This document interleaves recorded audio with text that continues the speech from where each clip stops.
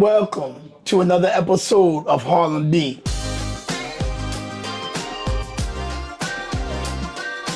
I have a special guest who I can say one of our coaches over in Harlem at Orange Theory. I got Coach Hancock. Hancock, man, I finally got to meet you back when we first opened up. Yeah. I remember when Coach H did the interview and we was on the phone. And so Coach H said, yo, I got Hancock on the phone. I said, hold, let me pull over. And we started chatting and stuff. And just from the conversation, Good vibe. the vibe was from the beginning, good vibes, very informative on a lot of things. And what I appreciate, you were straightforward. Yeah. And this is what it is. And that's amazing. But I do have a question. How long you been in fitness? Because you're well-rounded and you definitely have a lot of information that I can appreciate. Yeah, I've been in fitness my whole life. Like, honestly, like I started playing baseball when I was 4 and basketball when I was 4. Got into football when I was in middle school and then running track in high school. I was actually, trying out for the basketball team, and the track coach, saw me because we had to run. We had to do our little run, and he came sprinting across. It's like, you run a track, So Wow. yeah, so he kind of discovered me, and that's what actually, I ended up running track all the way through college. But fitness has been a part of my life my whole life. I started out in college studying public health, so it wasn't necessarily like fitness that I was into. It was Public more health as in... public health, so I'm thinking like community health. So Okay. smoking cessation programs, working with traffic health, like all the facets of what keeps a community safe, Wow. not necessarily exercise. And in my senior years, when you start kind of tailoring in, so I didn't know if I was going to go cardiac rehab. I started off doing, it was, Wow. yeah, I kind of like really moved around, looking at epidemiology. And when you study epidemiology, the study of disease, one thing that was a constant was that exercise was a protective action, meaning that there are things that you can do that are detrimental to health, and there are things that you can do that are literally protect you from catching, whether it's heart disease and all the other diseases that we can catch. And exercise is one of those things that was like a protective action that you can do and accessible to everybody. So my senior year, I saw, Shanti, and I, dated myself. I had bought the Insanity DVD. And I was doing it and working with him and like hearing him motivate and pushing me when I didn't want to push. And I was like, I really want to do that. Literally, I wanted to be on camera and find a way to like Wow. affect as many people as possible. Because I was like, I don't know this guy, but he's making me do things that, even some of my coaches hadn't done. And then had the opportunity to start off during corporate wellness, so that's where I started. And that was that more public health, looking at Right. programs for employees, honestly, to help. Yeah, but it's to help, the company save money on insurance. And by fate, I ended up at Orange Theory and, been with the company ever since, still doing private training, still, expanding out into that like healing space, which is kind of a next move for me, Right. is dealing in healing and the psychology of exercise.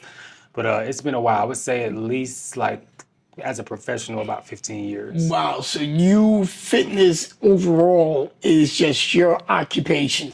That's just what you love, health, awareness. Yeah, I always say that I'm a health and wellness professional. I never call Totally. myself necessarily a fitness trainer. I never call myself a personal trainer, really. I've always considered myself a health and wellness professional because of my background. It's like a lot of my growth happened outside of the gym.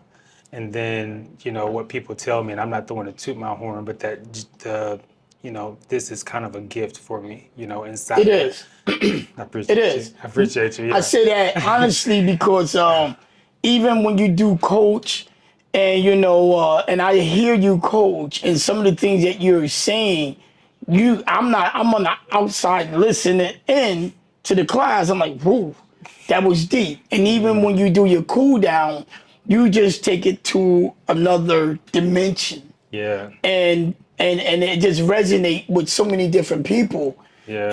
And stuff like that. And even when I used to watch I followed you on Instagram once we became a part.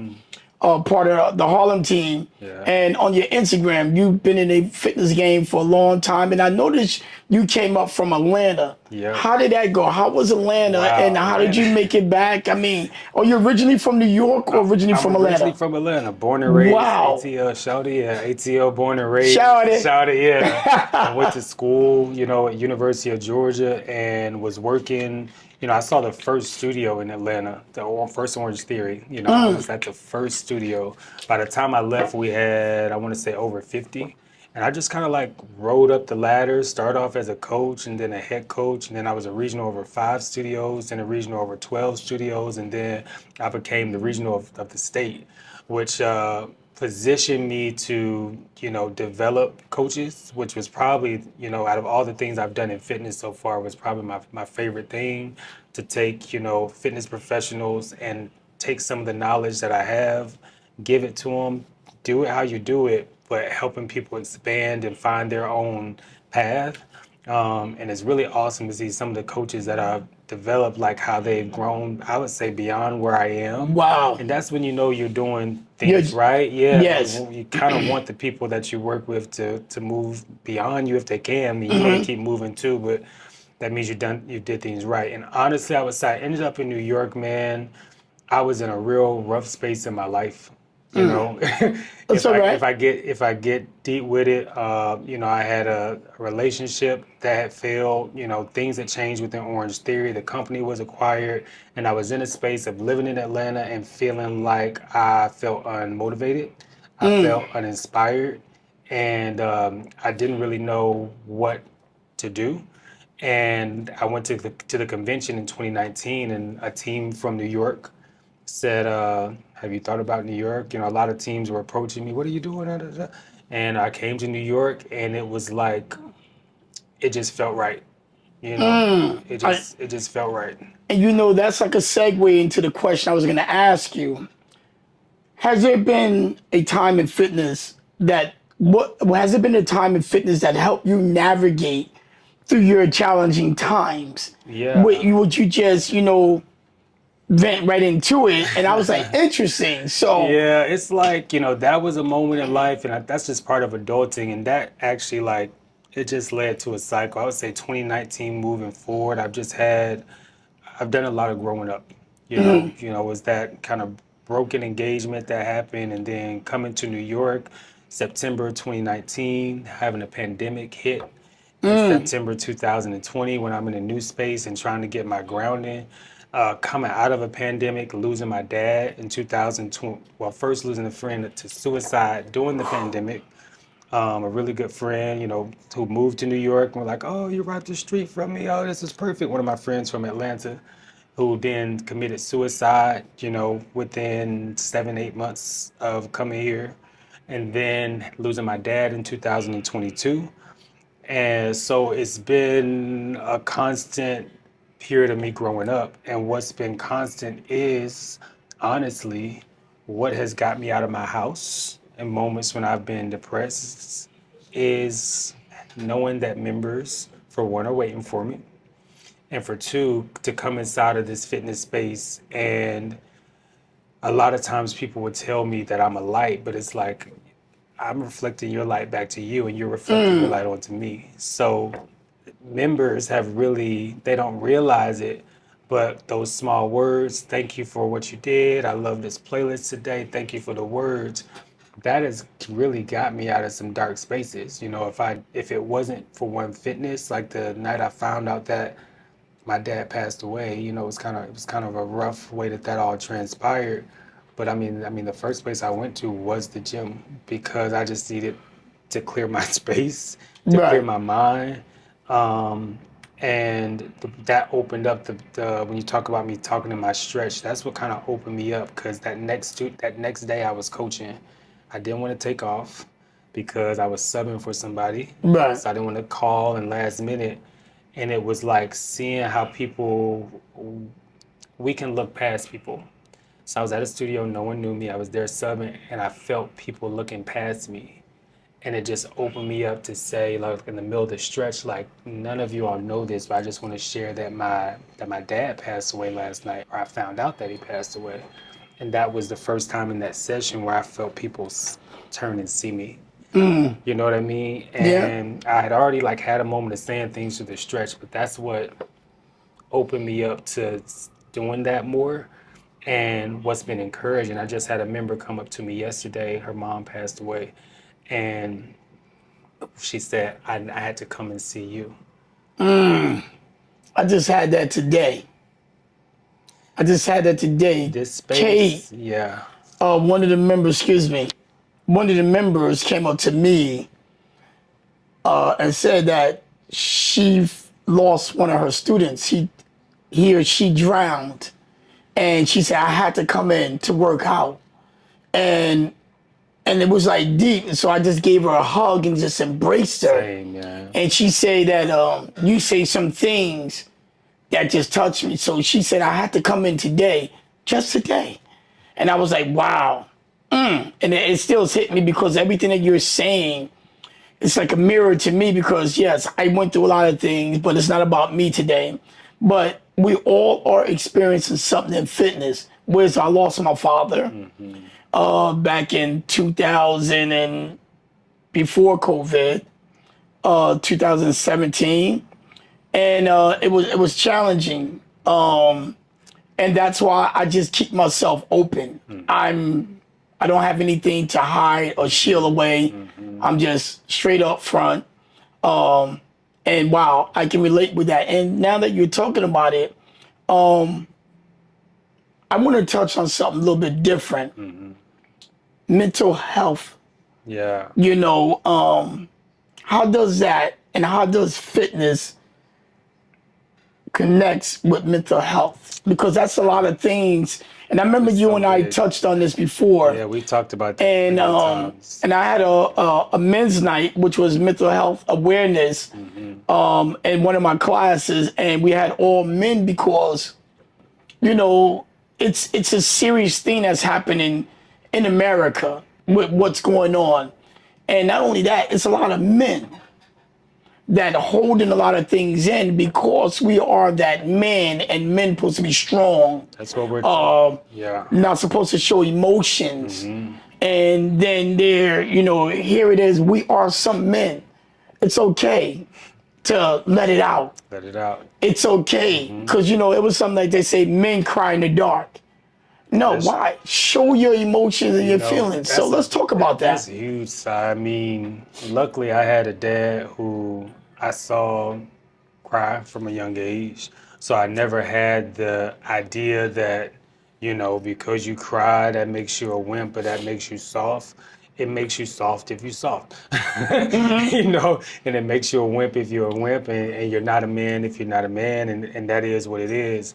But I know within my friend groups and within circles that that is not what men are taught. We are taught to be strong, and not to say that it is from opposite sex or whatever it comes from, but we don't often have spaces where it is safe, where we feel safe, whether it's amongst our other guy friends or within our relationships, that we can cry, that we can say, I'm not feeling strong, I'm not feeling well, that I'm going through something.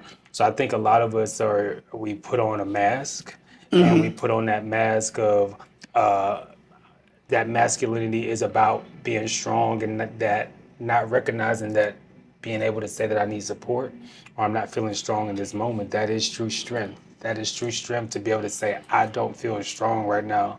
And to answer your question about, what exercise does, I think at the basis of it, we both know that when you come in, when you're exercising at a hormonal level, right? You shift your hormones, Totally. right? You're going to release endorphins, you're going to release dopamine, you're going to release all those hormones that make you feel good. And even though that is brief, right? If you can continue that pattern every day, you're shifting the cycle that you feel within yourself.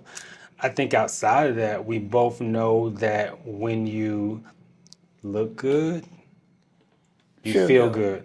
One of my quotes. You know what I mean? So even, and it's not so much about having a certain aesthetic, which we both know. Sometimes it is just about coming in and doing a workout like an Orange Theory workout. It's not easy. Right. It's challenging to move some weight around. You know what I mean? You're gonna Yeah. see something changing, right? Right. And it makes you feel better. You know, it makes you feel better just going through that. So, like, I think at the basis of it, we got that hormonal thing happening, and then something that's been so amazing at the Harlem studio is that there's that sense of community.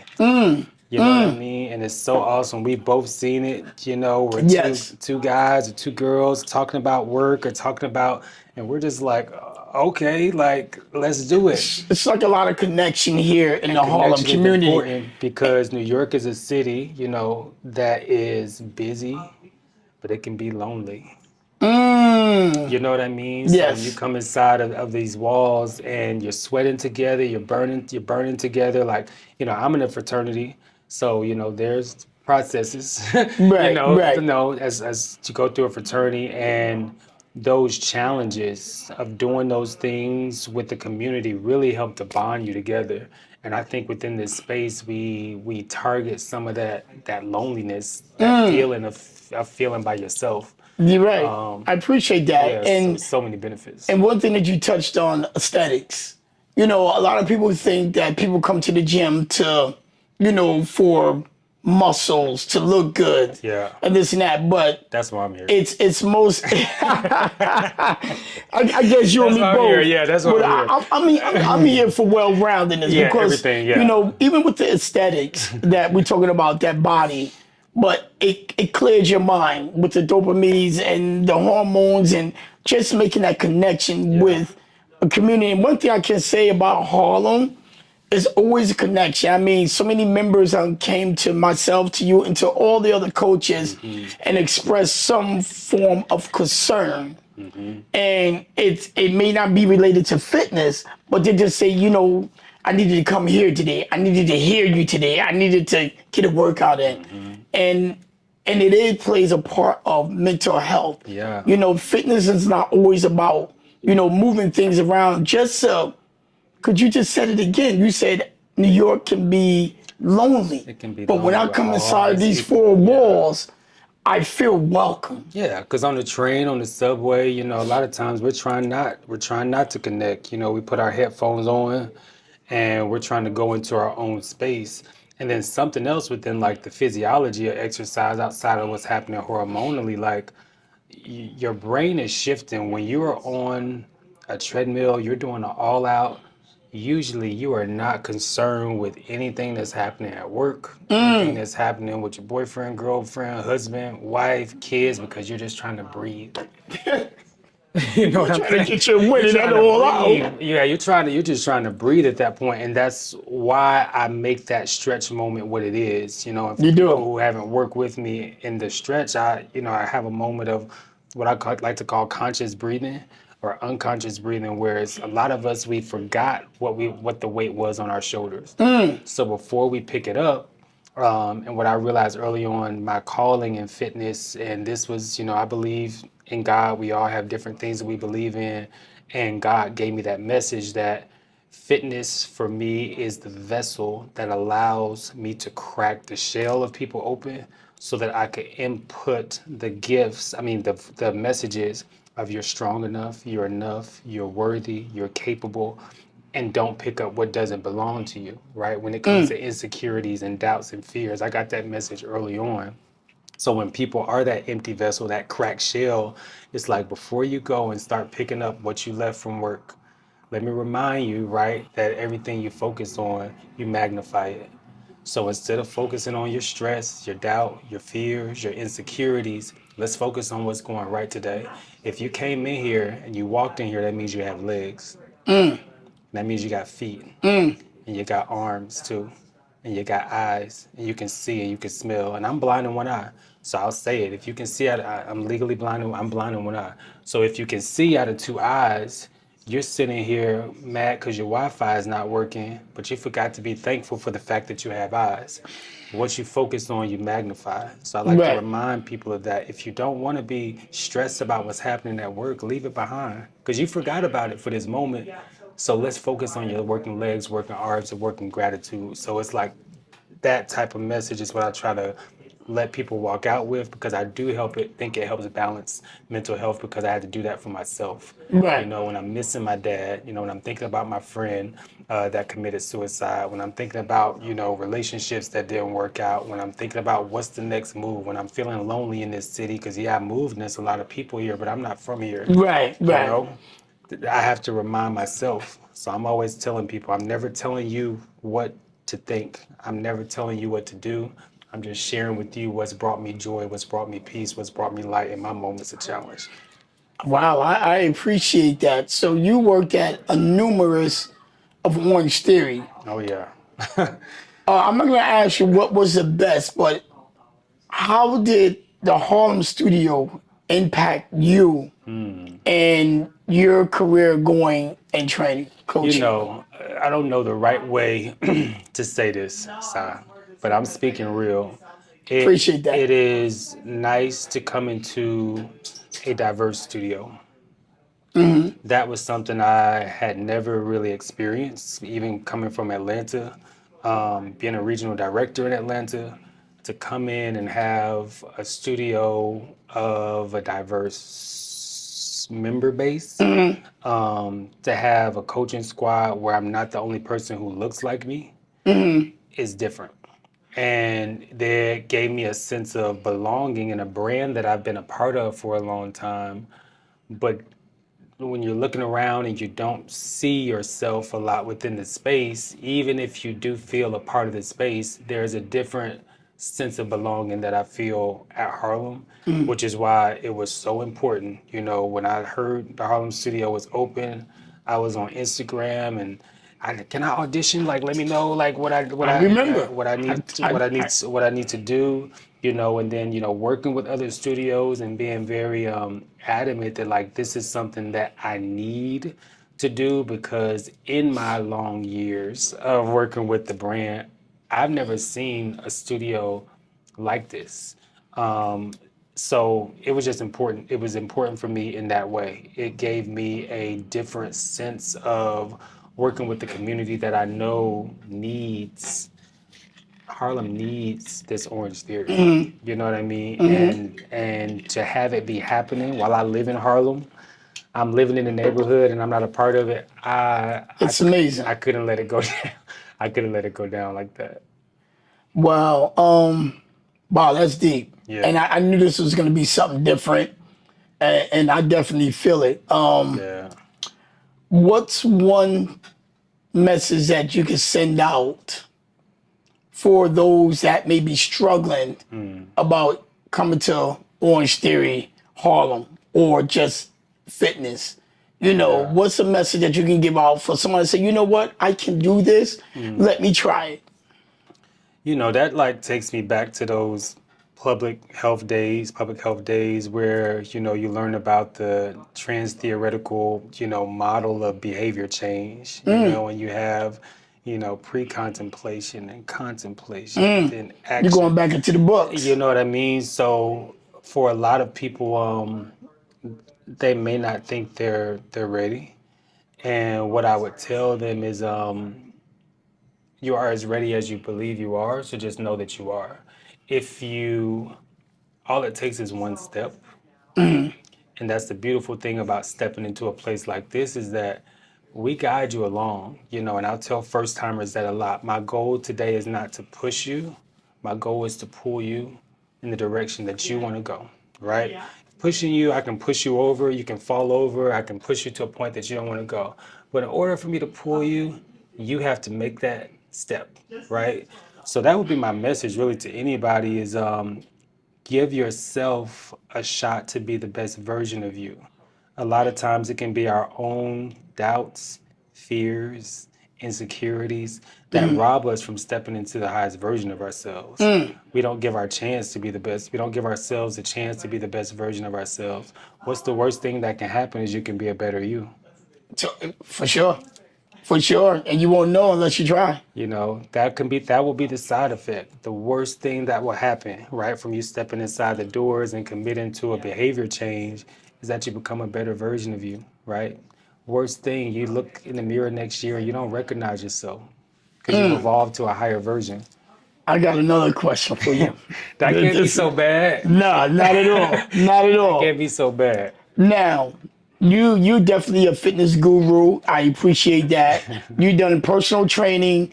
You worked at, I'm sure, big box gyms. What's Never big never box, never. No. always group fitness? Group, and like I said, I was in the corporate wellness space. So So you did personal training. with only in the corporate wellness Corporate. space, Wow. yeah. So I went with Verizon Wireless and Delta Airlines and Georgia Pacific, all those like big 500 companies, working with their executives. And by fate, the way things happen, is our towel lady who came in and was talking about this brand, Orange Theory, and just the way it happened. Like I said, the studios Wow. weren't even existing yet in Georgia, and that was what put me in like fitness specifically was this brand, because I walked in and having my education and having my background, I'd already had concepts of things that I would want to kind of do for myself, and I walked in and it made sense, and it was actually intelligent. It was something that I could believe in. So, No, so I agree. Totally. and so I could believe in it and I could present the information because I was like, wow, this is actually using science and it actually makes sense. And then it has consistently evolved and continued to evolve and continued to evolve and continued to evolve, and it's continued to evolve and it keeps on evolving. So I've never done the big box route, and because like I said, I never considered myself a personal trainer. I was thinking I'm a corporate wellness guy Corporate. Yep, yep. until Orange Theory, added coach to my resume. Wow. I mean, that's deep, and I appreciate that. What's your? I definitely want you to be with us. Don't you leave. What is your next chapter you that know, you see yourself going? I've been really figuring that out because I feel like it's gonna take a lot of schooling in order to move to where I feel like I want to go. I have been getting the message that fitness is just to crack the shell, but that I should be in the world of healing people. And for me, I know that will involve traveling, Do you believe that you're speaking to healing? You're groups. healing people now. Yeah, but it looks different. Okay. Yeah, it looks different. So healing in a different way, where it's more about the words that come out of my mouth versus the squat, the push up, the lunge. I think it would transition to what would be ideal is for people to come to me to have a space where, yes, it's about physical health, but where I really can get into nutrition and how do we eat to heal, Speaking of nutrition, and not just nutrition. How do we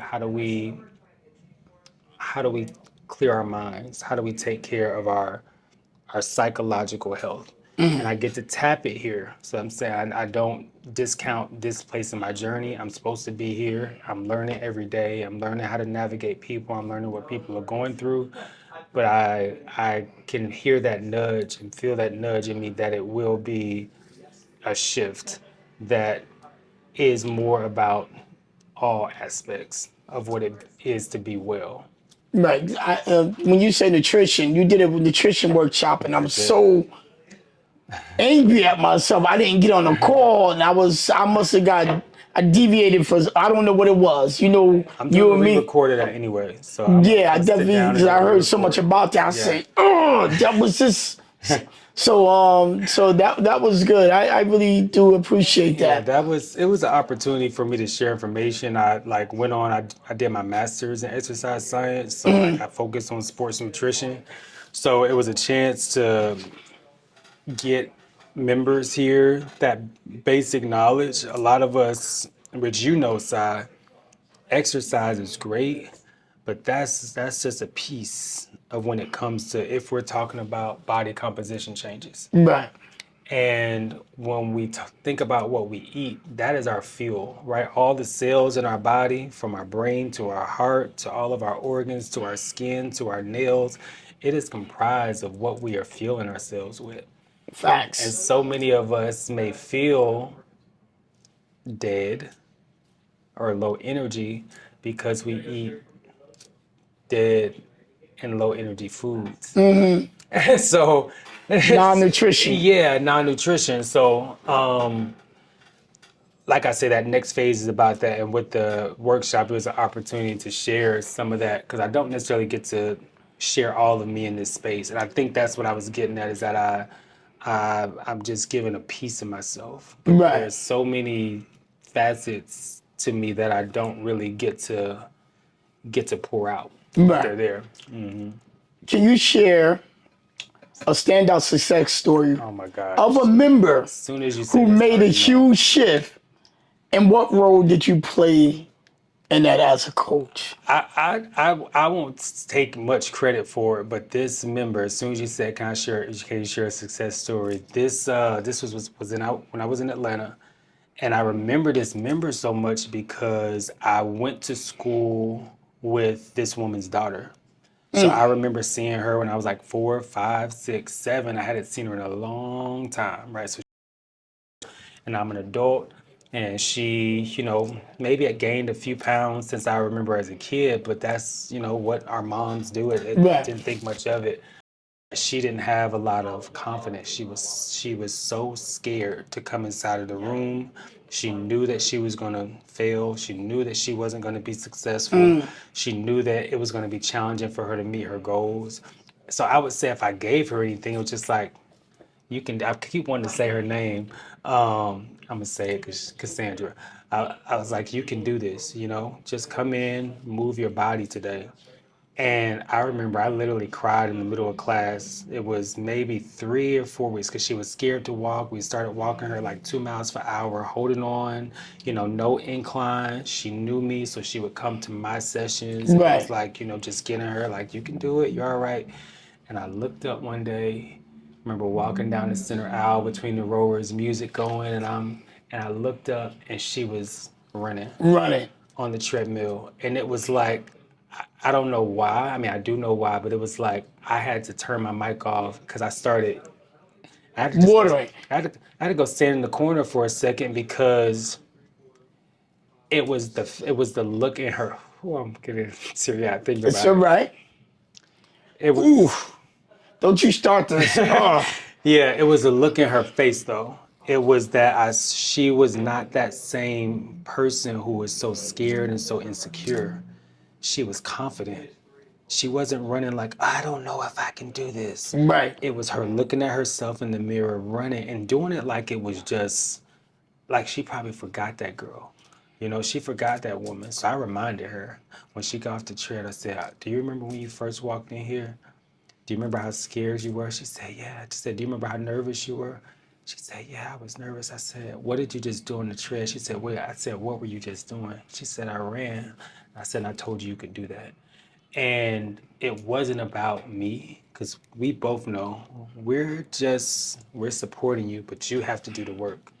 So that really Yeah. like touched me, man, because I think too, because I knew her as well. That's one of my brother's friends. Her daughter was my brother's age. Seeing her mom and seeing that insecurity had just fallen away. That like that moment still Man, hits me. Orange Theory coaches touch so many lives. Yeah. So many lives that we don't really realize the lives that we're touching. And when you got a passionate coach like yourself, and a lot of other coaches I'm sure are passionate, and that right there was a reward for you to see her succeed. It's not monetary, I get that. But Yeah. when you just said she was walking, she didn't have her confidence, At all. and then she started running with confidence. That's like, I did my job. Something else you said that resonate with me. You said you don't taught and train so many coaches that exceed beyond the expectations that you thought, but they just, that's your reward. Yeah, for So sure. you're definitely in the right place, and I feel as though myself as well. Of course. And it's just amazing that we can just come here and just elaborate on just life and fitness and how many lives we have touched in And it's Orange thousands, Theories. man. Thousands It's of lives thousands. we It's touched thousands. in Yeah. Orange Theory. So it's not only that you're coming in for your health, you're coming in for mental connection with your coaches, with members, building a connection all in one. And Orange Theory, it's different. When I tell you it hits different, I'm talking to you. It hits different out there.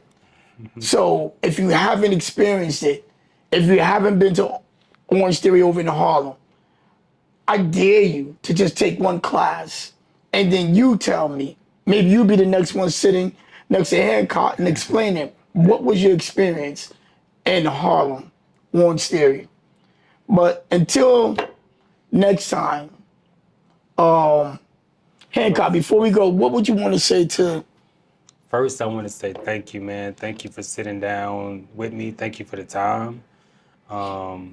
Doing this and getting information out and giving this place a connection. I appreciate you a lot. You are a unique being on this earth, and your energy is magnetic. It's inspiring. So thank you for being you. It's like we looking in the mirror at each other. Thank you, because I know you're a busy person, and man, I appreciate so much. And they say iron sharpens iron, and That was one of the things you said on our first call, man. I remember that, and we're still continuing to keep it sharp. and that's how we all should do as coaches. Elaborate with one another. Continue to build one another as we're building our members to be successful, to be confident, to be motivated, Yeah. to go to that next level. We don't want to be stagnant. And that's what I love about Orange Theory. We start off at our base, then we go to the push, and then we go to that all out. We at the challenger but doable stage. Then we in that uncomfortable feeling. When we can embrace that uncomfortable feeling, then we're very uncomfortable. Again, thank you. Another episode of Harlem Beats. Until next time, enjoy.